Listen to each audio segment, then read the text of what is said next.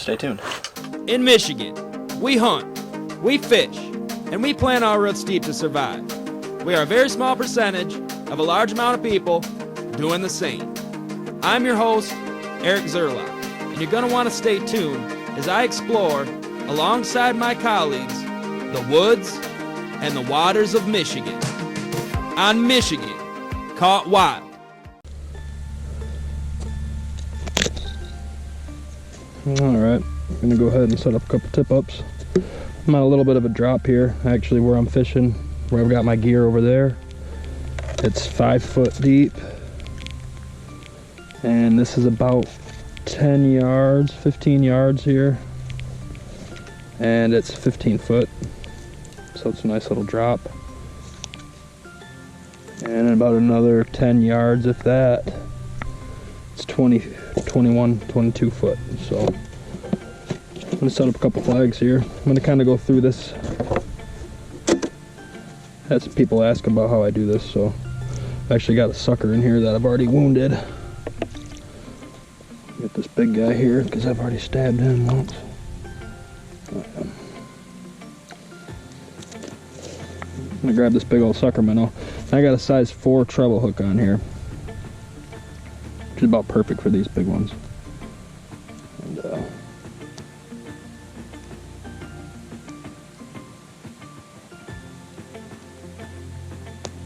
I like to go right in front of their dorsal fin, just as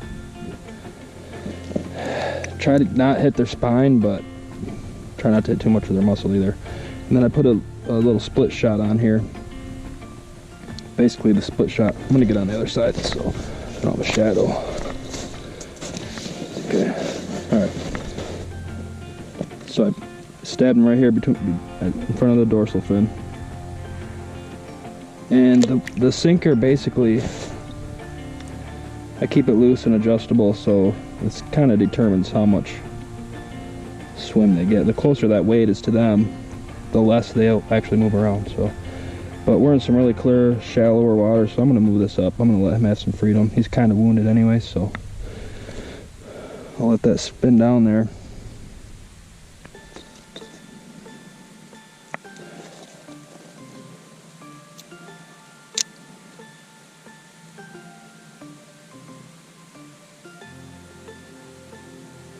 I forgot to find bottom. So real quick, and it's fine to do this while he's on there, I ain't gonna hurt him. I'm gonna find bottom real quick. And I'm gonna pull him up a couple feet off. Okay, so there's bottom. You pull, you can feel it, and there's weight. So I'm gonna go about, we're in 15 foot, I'm gonna go about 2 feet off bottom. So there's 1 foot, 2 foot, and then compensate for the length of this, which is about another 6-8 inches. And then I'm going to clip a bobber on. Now this is where people have been asking me about, is the bobber. The bobber is just so that if I come out here and the flag's tripped, I know exactly what depth to come back to. He can't feel the weight of that. I mean, there's no way. And basically, there's a lot of other ways you can do that, but that's just an easy way to know that that's where I need to reel up to. And now, normally I would do this before I put him on there, but I totally forgot. And it's okay.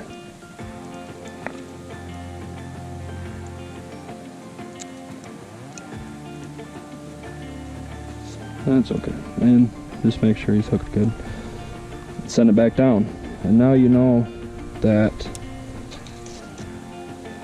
And the sinker really just helps so you don't sit here fighting at the hole too, because that thing will swim. He's not going to sink to the bottom on his own. He's going to want to just go. So that gets him down there.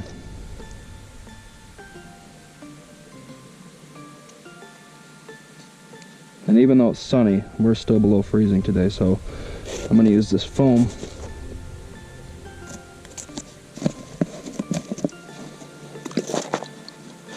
Just kind of keeps it from icing over. And I don't really use these little things. For some reason, I just kind of decide not to. And I just set it, I'm actually going to set it kind of sensitive. No, I'm not going to set it sensitive because he's pretty big. And then a bell. I don't always hear these bells, but sometimes other people do. So I'm gonna go set up one more, and like I said, I got about a 15-foot drop over here. Well, I got about a 15-foot drop from where I'm sitting to right here. So between here and there, this is 22 foot. And I'm searching for walleye and pike. You know, normally I would fish out here a little deeper for the walleye, but I've been striking out. So I'm gonna try something a little different tonight. And I'm gonna set up a couple tip-ups in this shallower water. I'm gonna work this break a little bit. And I'm actually gonna set up in the shallow water. And this is mainly me setting up for the night bite. I don't really plan on a whole lot happening. I'm actually gonna go in the shack and cook some lunch here in a bit. 'Cause I started on a whole nother lake this morning and I did the same thing. And really this was just for backup. You know, the tip up was for backup. I was jigging for walleye and I was been to a new spot. Same type of thing though. I was on a break that I was working, and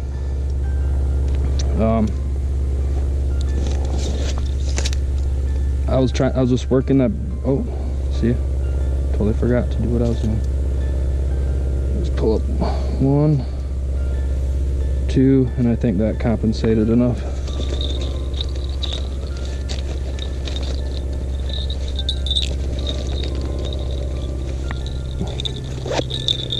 Two, and clip on that bobber. Now that spot's marked. That's our depth. And we know that that's where we want to put our minnow. If this flag goes off or for whatever reason, I mean, that happens. Just saves a lot of time. So I'm going to put a shiner on this one.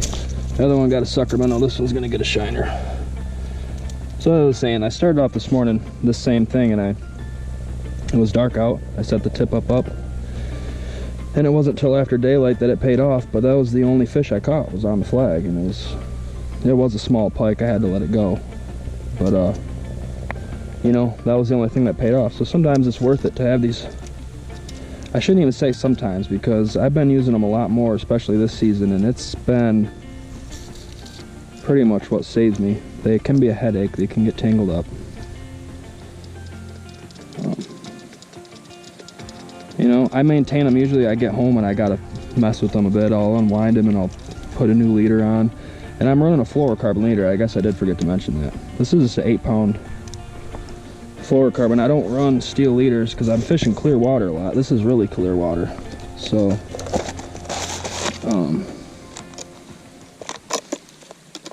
you know, this is really super clear water. I want to get the strike. So, I guess it kind of matters to me. So, that's it. And then I'm going to set up on that hump, and I'm probably just going to hang out for a little bit, watch these flags, and I'll be doing some jigging. So, see what happens. You guys doing all right in there?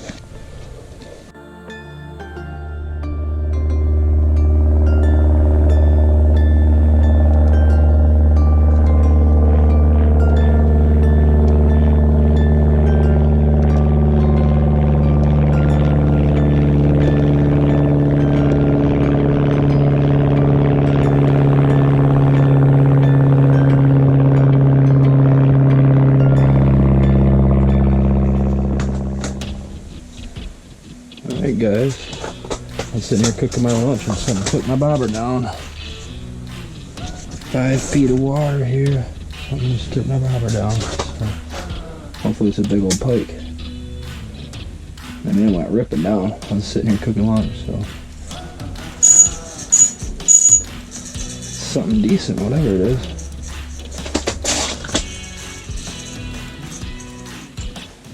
Oh. Did I just lose it?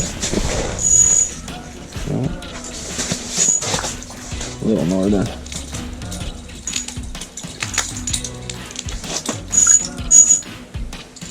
Let you take some line out, buddy. Let you take some line out.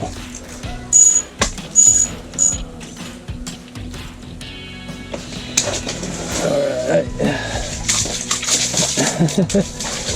Alright, little guy. It's okay. Cool. Hey, that's cool. That's what I set up here for. Alright, little guy. Cool. I'm glad he didn't swallow it completely, because that would have been a mess.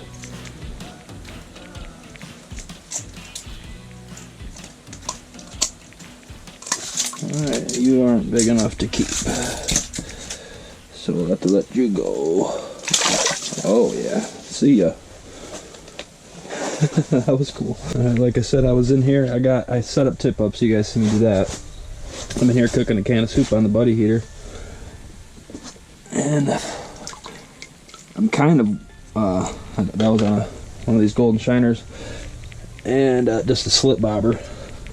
Basically the same setup I would use on the tip up, but you know, same setup I would use on the tip up, except for I'm not using a sinker, and I kind of have a short leader, but still fluorocarbon leader, 8-pound fluorocarbon leader. Just the shiner minnow hooked right in front of the dorsal fin. He's pretty sprightly. So, and I've only got that down there a couple feet. I'm in 5 feet of water right now, so I'll let him go right back down to that same length. And I just do this. I kind of set this rod up like this, because then the spool's down and this kind of freely comes out, and there's not a lot of resistance. So that worked good. All right, so 5 feet they hit first. So I've got, I said I got the tip up, so I got one out there in 21, one in 16 ish, and then here I'm in 5 foot. So alrighty, that's the second pike of the day. Different lake now. I'm not on the same lake I was on this morning. I couldn't sit there anymore, but hopefully this pays off.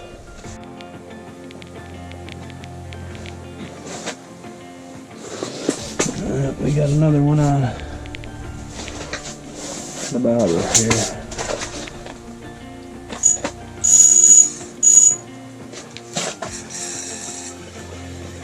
Oh, I lost him. Dang it. Definitely a good spot though. Alright, you go back down.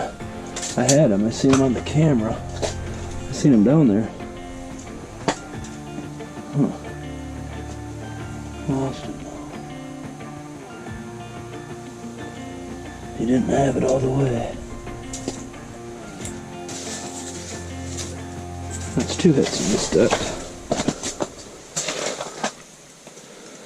Nothing in the other depth, so that was a miss. Well, so I lost that fish, but not a big deal. I could see him down in the hole. He wasn't a real big one. Probably wasn't keeper size. But you know, basically what I've got here with the slip bobber is the same presentation that you would get out of a tip up. So had I put a tip up right here instead of the slip bobber, I would have had a flag right here. Now that's pretty good. This is I'm kind of fishing a hump right here, and where this is like 5 foot deep. Like I said, I'm 5 foot, and it's still early in the day. It's creeping up to 4 o'clock now, so I can see guys kind of coming out to fish these humps for walleye, which is probably what I'm going to end up doing. I'm probably going to end up moving out. But I just kind of wanted to show you guys the importance of having the tip up. Like starting this morning, I was jigging for walleye, but having that tip up out is really what saved me. Kind of like what happened to me yesterday. I was crappie fishing. Crappie bite shot off actually quite early.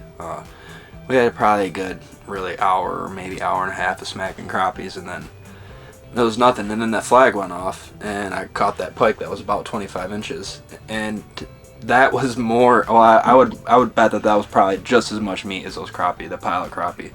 I sent the crappie home with Josh, but I took the pike and it cleaned up and ate great. I don't know, I hear people complain about pike, but I get why. If you fish for walleye and you really like to eat walleye, then why wouldn't you eat pike? I mean, I understand there's the bones, but if you know how to get those out, it's pretty good meat. So, I'm on a lake today where they got to be over 24. You can only keep 2. So, that one I caught a bit ago was a little bit short. The one I caught this morning was a little bit short too. So.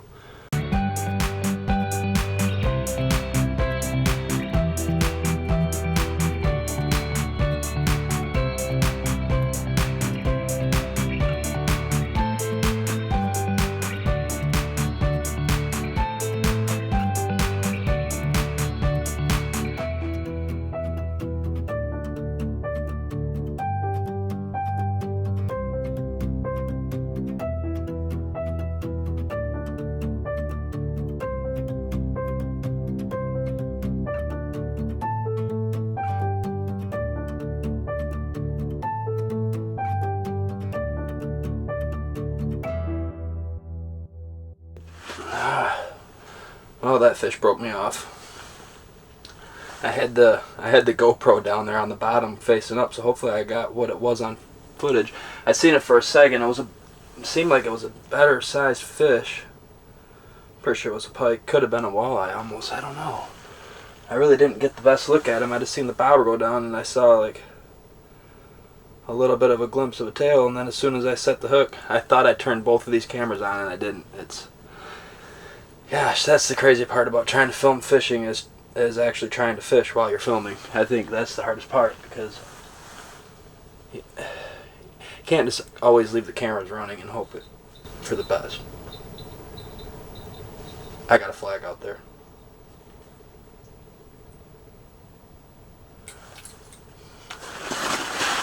I got a flag. As I'm talking about it, my flag goes up.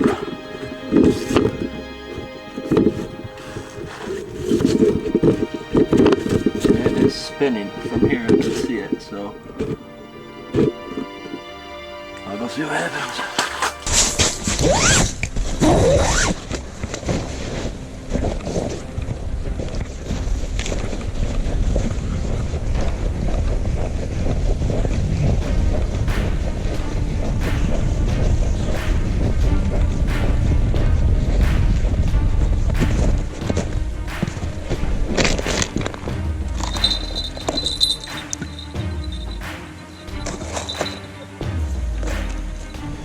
Doesn't feel big yet. Took a lot of line though. Oh, it's got some weight. It's got some weight.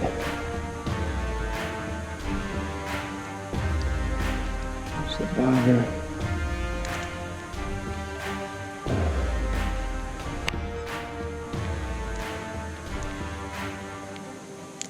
Oh, it's a good sized pike.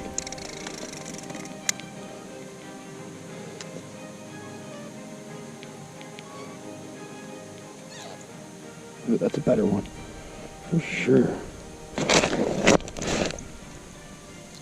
Oh yeah, look at that. Nice. Nice pike.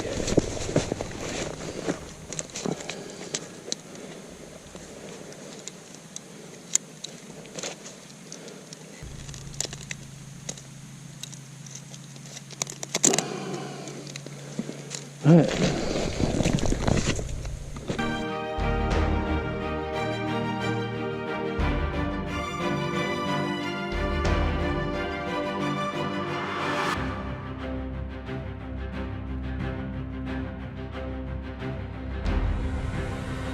I was coming up here to take this flag out and it went off. It popped. It scared the hell out of me. I'm gonna let him take it for a second. I was gonna jig right here.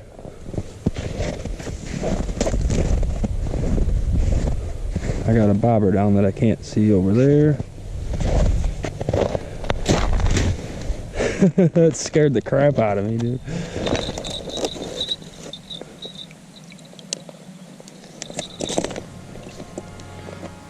Got him. Not real big.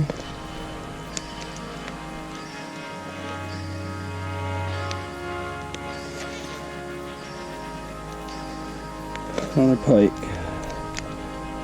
Little one. Little pike.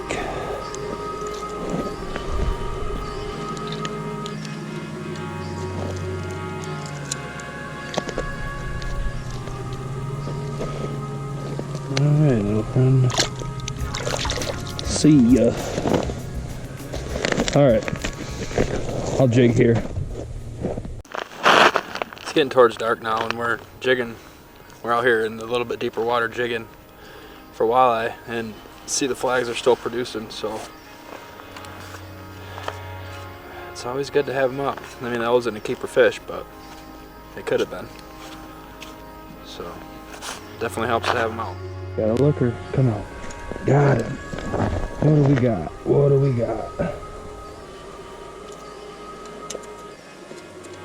Oh, another little pike.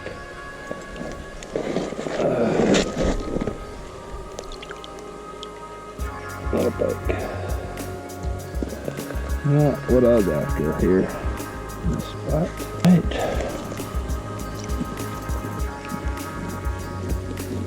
A little cold. Take off, little friend. There you go. See ya. So I just caught that little pike on the jig. He was short. It's definitely a pike spot. I was kind of hoping I'd get into some walleye tonight. We're not done yet, hopefully.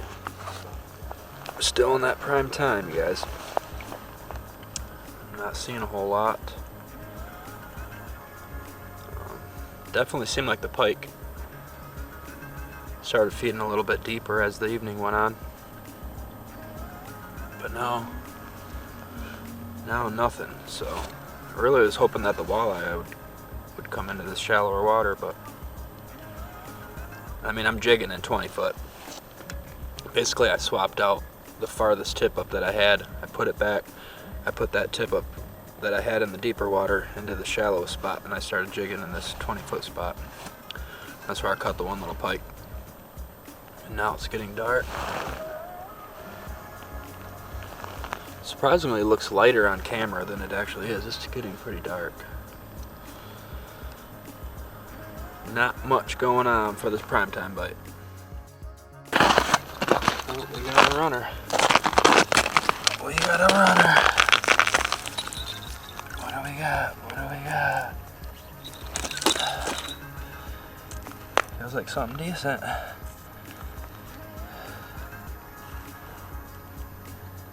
There's the bobber. Please be a walleye. Oh, it's another damn pike. That's okay though. That was in 5 foot. Alright guys, I'm gonna call that a night. I think that's gonna be my last fish of the night, you guys.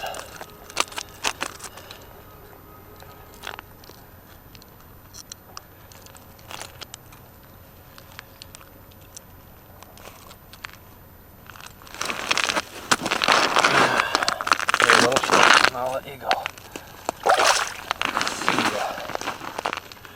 Alright guys, I'm gonna call it a night.